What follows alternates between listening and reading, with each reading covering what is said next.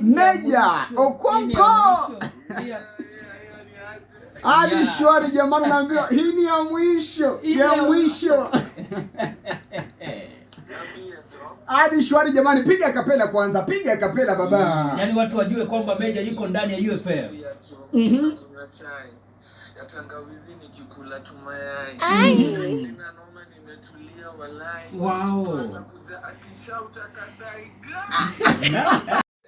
Sasa hivi wewe tukizungumzia wale wasanii ambao moja kwa moja umekaa kwenye industry na pia kando na the best collaborator na in fact you are the best Asante mazee. Maana muda mwingi pia ukijishika pale mkono na kina Jovi yule mnafanya kazi nyingine nzuri tena sana. Femi 1, Femi 1 mnafanya kazi nyingine nzuri tena sana. Kuna wale waimbaji ambao umewashika mkono pia au umewaleta kwenye limelight pale wanaonekana.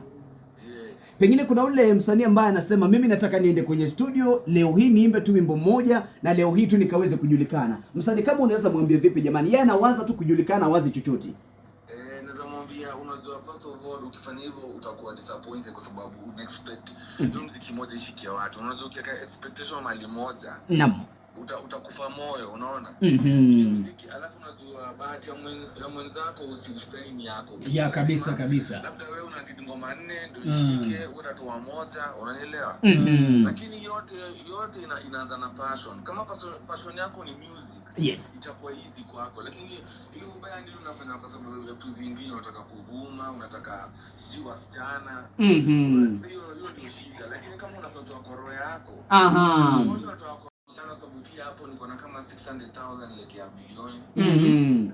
Alafu nashukuru sana vile pia umesema naweza nakaaga sana kabla nifanye music, lakini ukitoa tu hivi jamani na hit mara moja jamani.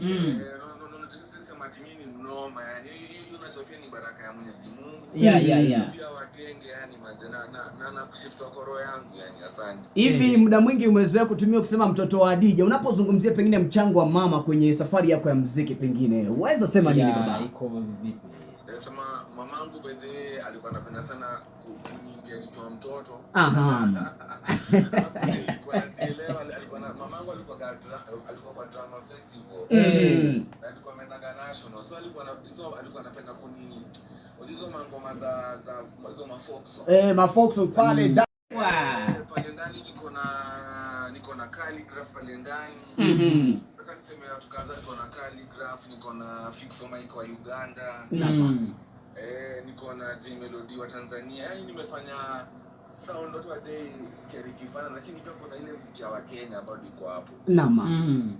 Lakini hii mwaka pia niko na makolabo na watu wengine, lakini bado out release, but sana next tutaka miaka mingi. Alafu another thing naweza sema kuwa na team niko right. Alafu unajua wasanii wengi wanapenda kuruka kwa ma producer. Unakuta msanii fanya kitu wa ngoma kali anataka ukimbilie producer. Yes. Ule mtu wa ngoma kali lazima uke mahali moja. Unajua lazima uko na producer moja na kuelewa. Alafu artist fanya kitu wa ngoma kali usikimbilie huko kwa sababu pia siku yako inakuja. Uko na patience, alafu na uzunguko na tuanaweza kuambia ukweli.